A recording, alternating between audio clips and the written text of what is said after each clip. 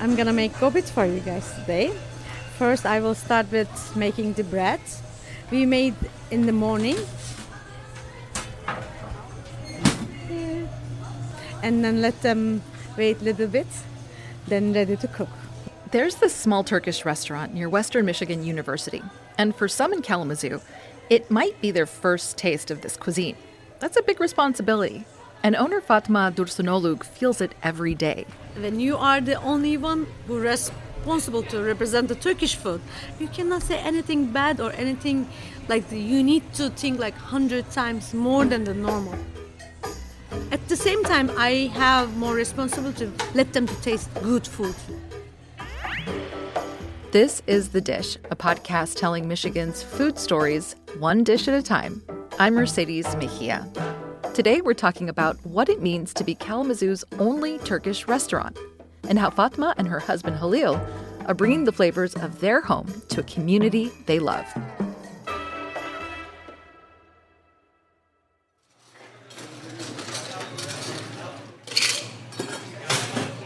Walk into Ayasofya and immediately you notice the woven dark blue tapestries on the walls and ornate chandeliers hanging from the ceiling.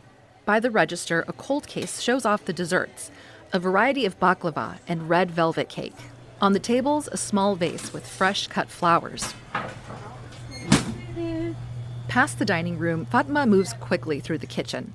She's wearing a royal blue hijab tucked under a loose black blazer.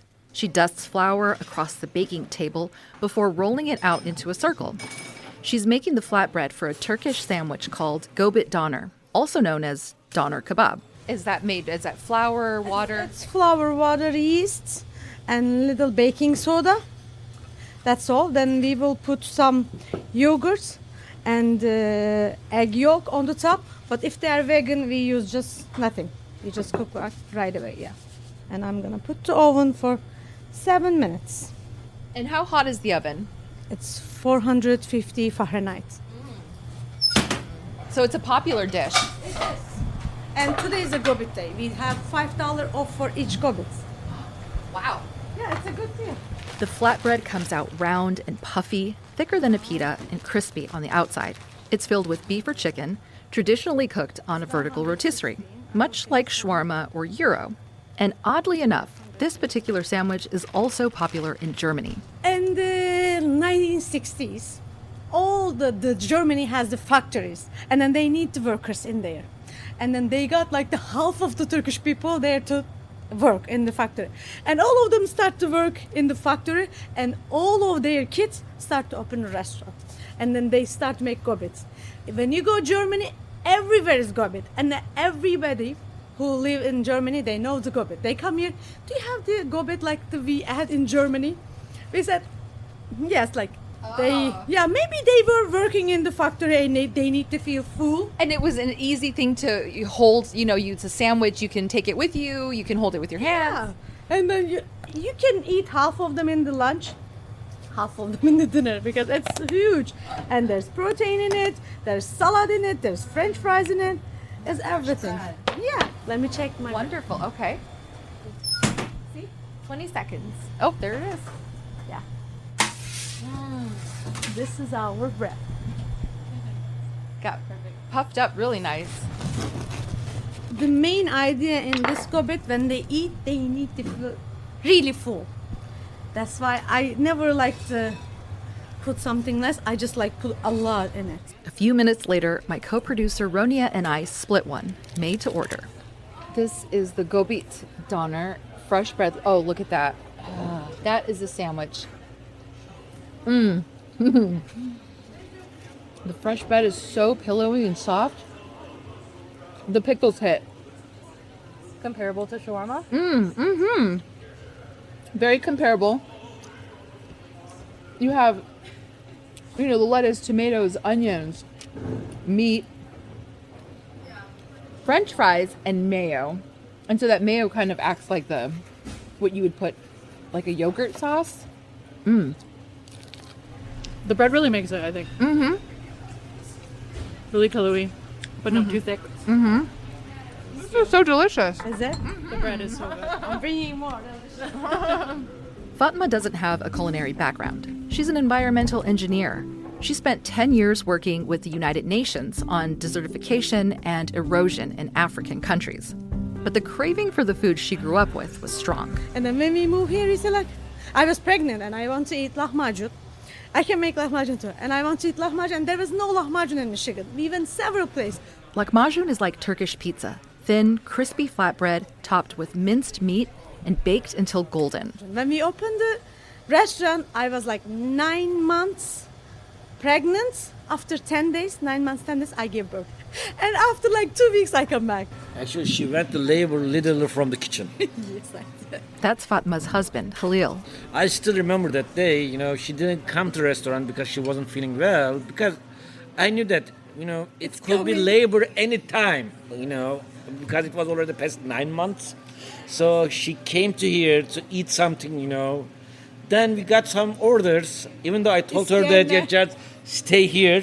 She went to kitchen. She prepared the food, and then she said to me, Halil, we need to go to labor. Yeah, and then after 2 hours, we had the baby. That hustle is the heart of Ayasofya. Fatma isn't just feeding people. She's building a bridge between her culture and her life in Kalamazoo. One gobit doner at a time. What does the dish that you made, what does it represent for you, your family, or your culture? Happiness. For me, it's happiness. Mix everything and still taste good. Yeah. The couple opened Ayasofya in a space that generations of Western students knew as Bruno's. Fatma and Halil took over the pizzeria in 2024, and you can still order a pie when you visit. What does it feel like to take over this place with that history in Kalamazoo? For me, I'm so happy, and then we still use the same like the plate, same spoon, same fork the Bruno used, and we are so respect for the Bruno's memory. And it's the thing like who support Bruno's come here to support us. I'm so happy to hear and Bruno's place, because I love the people around here and the Kalamazoo. They support local people. I was happy because it was Bruno's, but I was... How can I say it? How many months did I work here to put in a shade? 6 or 7 months. 6 or 7 months. There was a walking hooligan downstairs by the stairs. I can tell you that it was a scene, when you see that, it's a scene from a horror movie, somebody gonna come out and grab you inside. I wish I had the photographs, I didn't took the photos, but it was that scary. It's sketched in your memory. Yeah. You said you guys met here at Bruno's, or you ate here before when you were kind of dating? We didn't met here. It's a long story. We met for a long time ago, but when we were students, we come here. So you were students here at Western? Yeah. Both of us. Yeah, I was doing my master. He was doing his master. I was doing in geography. At the time, it was 2013. Between 13 to 14, 15. 15, yeah. Yeah, I was doing my master and he was doing his master. And then it's our school way. That's why we were meeting here. After graduate school, Fatma and Halil lived in Seattle and San Diego, but something kept pulling them back. I don't know, is there something wrong with the Kalamazoo's water? It's take you back in here no matter what. It's been like, when I come to Kalamazoo, I said, this is the place to settle down and raise kids. I don't know, it's like something make me give the peace, and then I feel like a home. After 10 years, when my big one come to elementary age, when 7, I said, okay, let's look to opportunity to go back and then raise them there. Because I love here, I don't know. And then at this time, he got job offer from the cybersecurity, and then he just come back. And the weather I don't know, they say, how do you guys live in Kalamazoo? There's a lot of snow and then storm. You can't explain the feeling to being here, and then I belong in here. I feel like I belong in here. Coming up, what it means to carry the weight of being the only Turkish restaurant in town. I feel very responsible. I'm trying to my best as much as I can. Yeah. Back in a minute.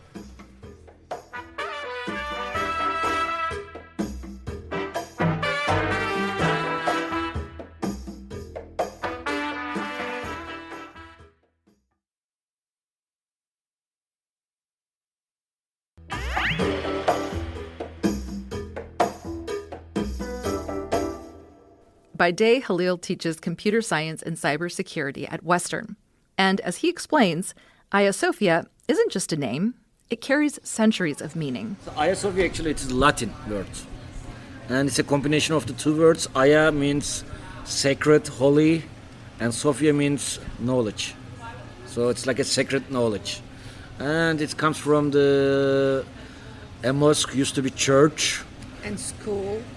This place, mosque, church, school, it's an amazing place. I don't know if you guys ever seen. It's very famous in Istanbul. Yes. Yeah. I did see They call it in English Hagia Sophia. Hagia Sophia. Hagia Sophia. Yeah. It's a very magical place. Well, what does it mean to be Kalamazoo's only Turkish restaurant? Do you feel like you have a responsibility? I do.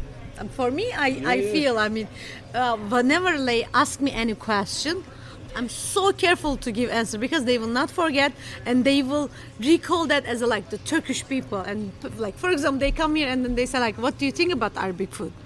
I mean, like they are trying to compare us. Like, what do you think about Arabic food and Turkish food? I say like, they are two different things.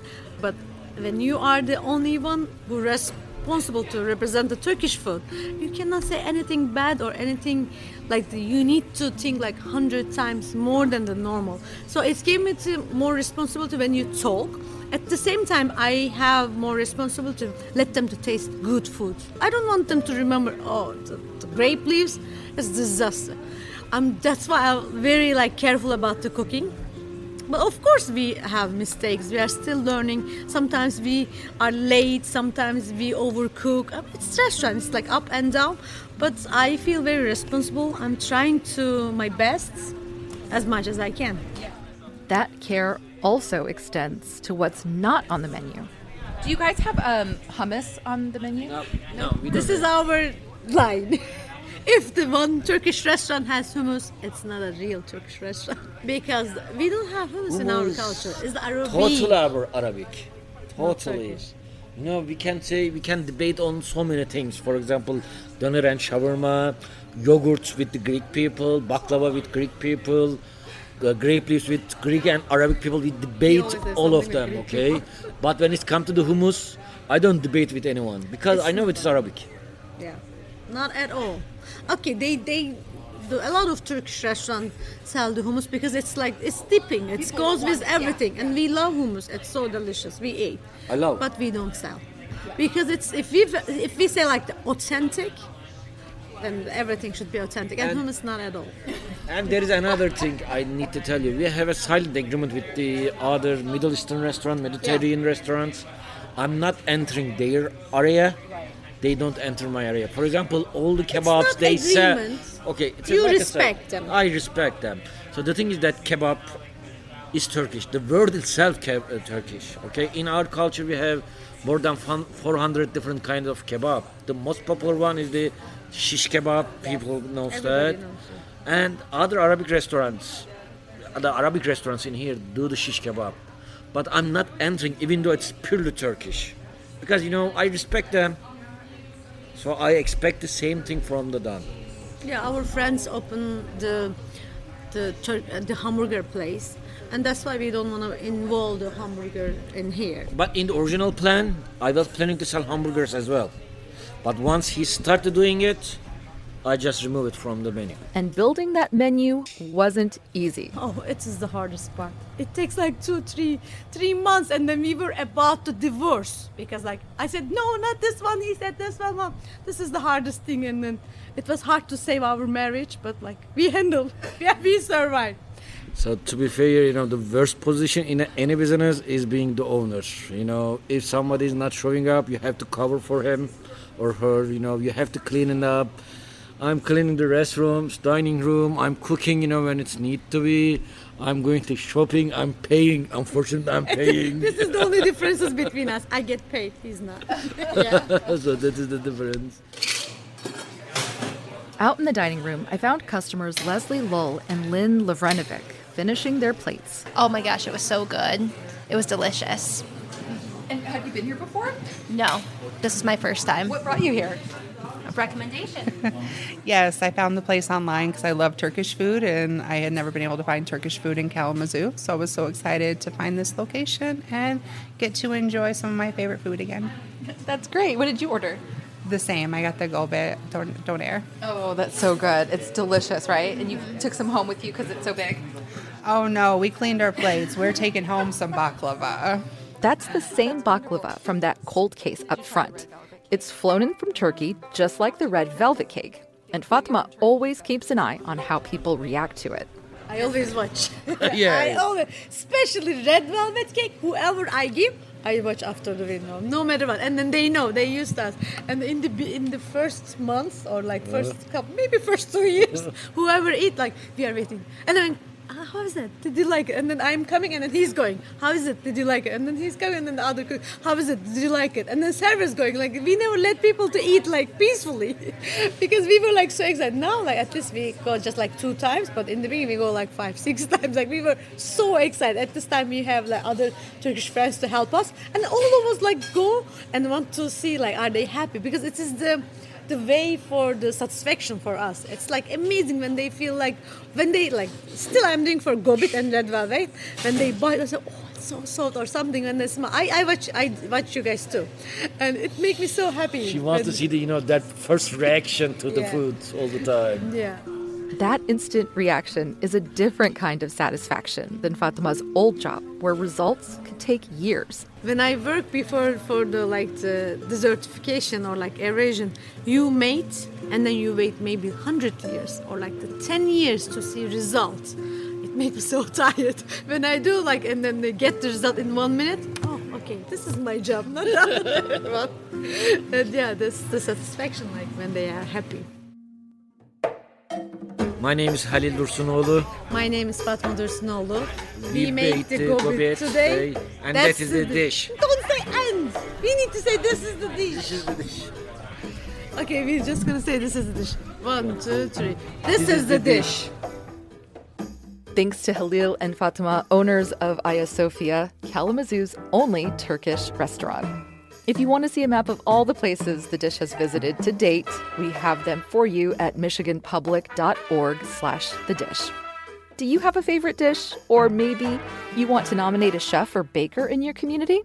Submit your suggestions to The Dish and we'll try to get them in an upcoming episode. Submission form in the show notes, or you can email thedish@michiganpublic.org. Today's episode was produced and mixed by me, Mercedes Mejia. Other producers are Ronia Kapansag, April Van Buren, Michelle Jokish-Polo, and Laura Weber-Davis. Music by Blue Dot Sessions and Audio Network. Until next time, as my family always says, buen provecho.